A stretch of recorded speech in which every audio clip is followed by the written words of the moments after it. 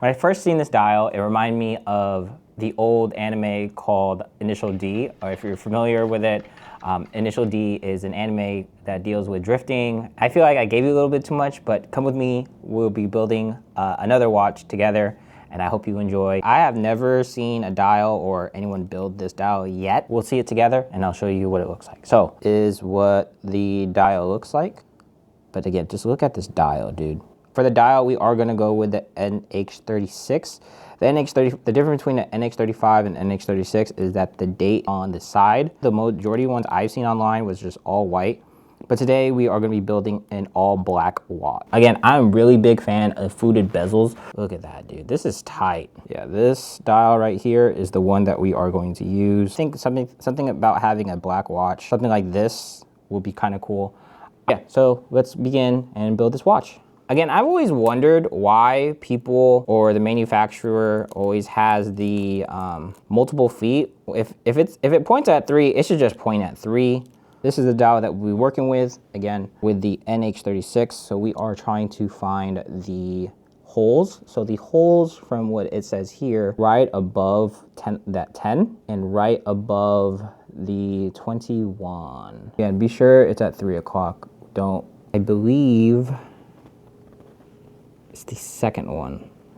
So we are tearing out this one that's already bent. We're just gonna pull it.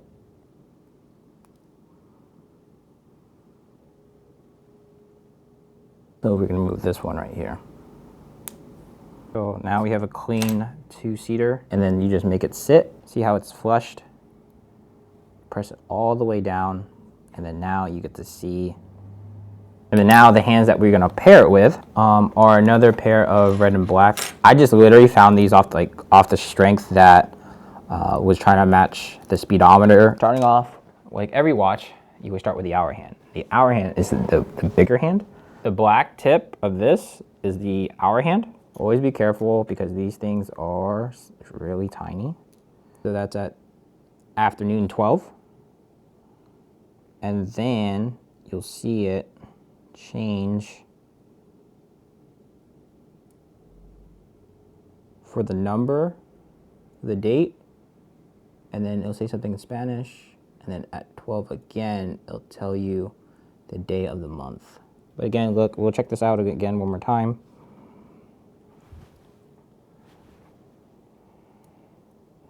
So it changes, and then the date of the month change. Again, the minute hand is the one in white, so we are going to be using this white tip right here.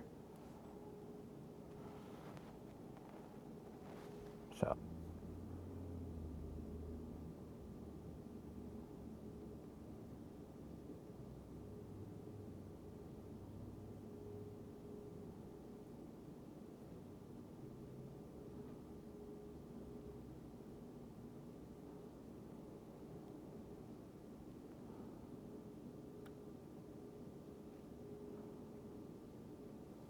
I think I got it in.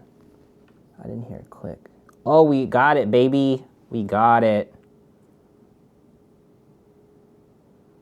Again, for the hour hand, we are going to be using the red pusher, which is this one right here. Red on red.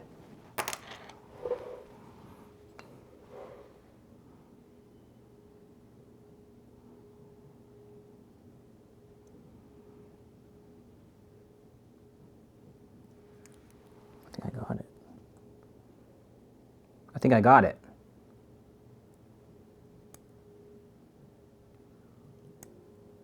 Let's go! That is wonderful, dude.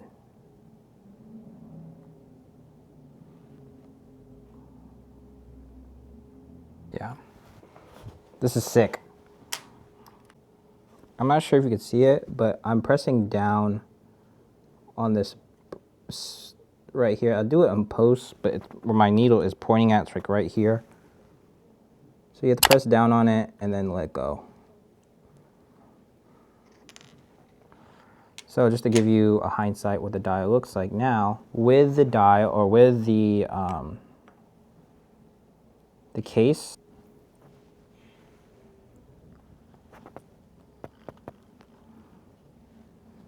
that is what it would look like that.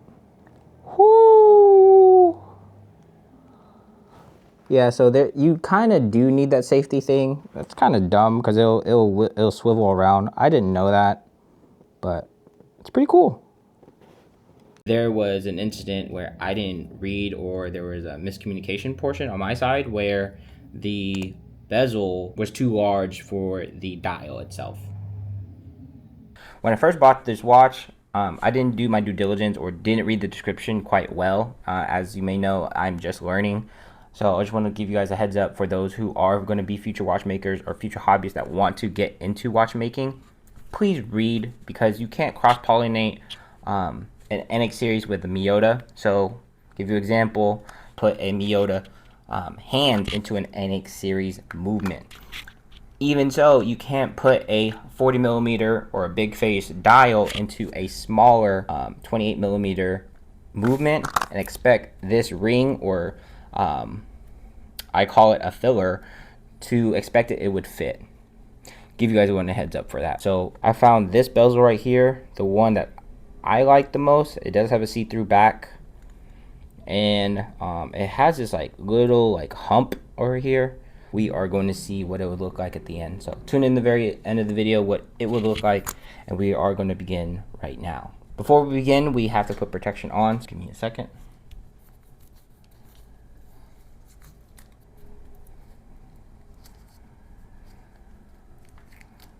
So we're going to put these on real quick. And now we are going to be unfolding the bezel, so to put the dial back on. So you could use the balloon, but since it's we're just gonna hand screw it first to make sure that everything is good to go. Boom. I don't see, oh, there it goes. There's the gasket that just fell out. So we are gonna be trying this again. Put it in the slot. It's always good to like cut short, like in between rather than too short.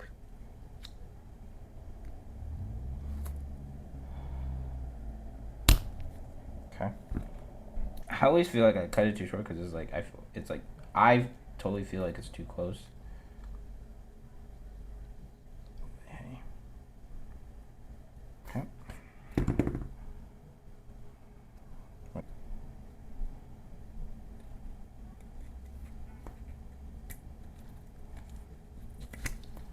Did we get it?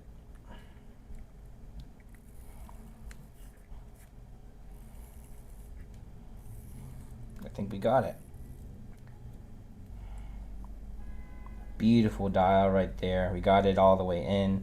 Ooh, this looks nice. This looks nice. What do you guys think about having it non-fluted and not having the window, or it's just like right there?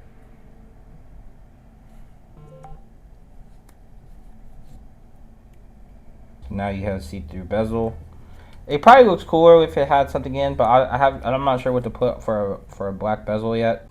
So now, since that's done, or the quote unquote hardest part is done, we are now going to be putting on the, so all you would do for the bracelet portion of it is you basically pop this in and out.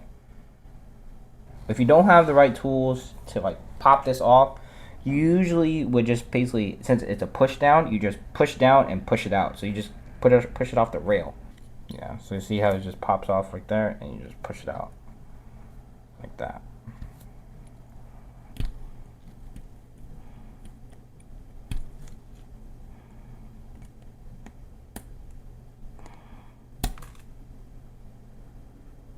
That went somewhere flying, but okay, we got that out at least.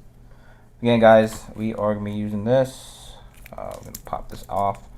Look at this clean case. Oh, that's cool. There's like a small lever you could pull down instead of like doing it that way.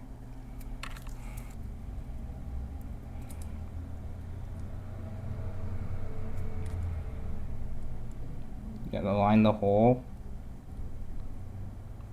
And there's a nub you have to hit.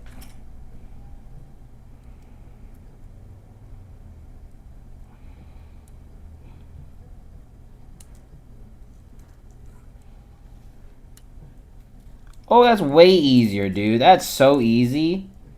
So there's a little like trigger right there that you align it up with. Oh, that's super easy, dude. See where there's like a mini slit right there? So you push it in. So now it's all the way in, right? Now you push this into the other hole right here. You match that. It's kind of hard to see because it's black, but you push it in and then you push the trigger here.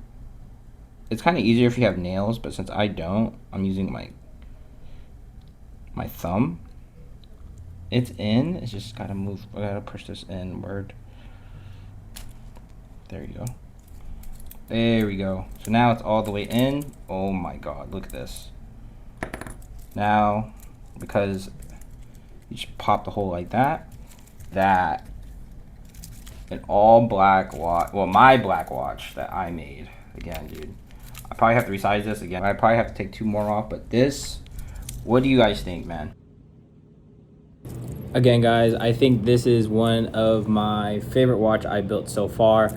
I'm super excited about it because I think I have outdone myself. So let me know down in the comments if you plan on building a black watch, and I'll see you guys in the next one.